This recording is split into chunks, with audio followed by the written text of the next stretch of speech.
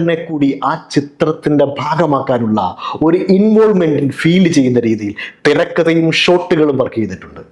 ക്ലബിലെ firing സീനിലൊക്കെ നമ്മളും ആ ക്ലബിലെ member എന്ന രീതിയിൽ ഒരു തോക്കുമായി ഇരകളെ കാത്തു നിൽക്കുന്ന ഒരു ഉൾപ്പുളകം അനുഭവിക്കാൻ കഴിയും.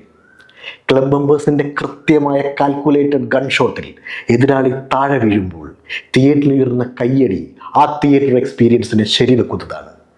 അങ്ങനെ കയ്യടിയും ചിരിയും ഉയരുന്ന പല സീനുകളും നമുക്ക് ആസ്വദിക്കാൻ പറ്റും. ക്ലബ് മെമ്പേഴ്സ് പരസ്പരം കളിയാക്കി രസിക്കുമ്പോൾ നമുക്ക് നമ്മളെ കാണാൻ കഴിയും. ആ കളിയാക്കൽ ആസ്വദിച്ച് തിയേറ്ററും ചിരി ഉയരും. കൂട്ടുകാർ കൂടിയുള്ള വെടിവെട്ടത്തിൽ ആളാകാൻ ശ്രമിക്കുന്ന നമ്മുടെ പ്രിയപ്പെട്ട സുഹൃത്തുക്കളുടെ നിർദോഷമായ ഫലിതങ്ങൾ കേട്ട് നാം ചിരിക്കാറില്ലേ?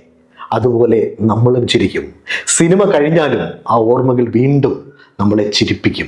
അവിടെ സിനിമയുടെ എഴുത്തുകാരായ ശ്യാം പുഷ്കരനെയും ദിലീഷ് കരുണാകരനെയും സുഹാസ്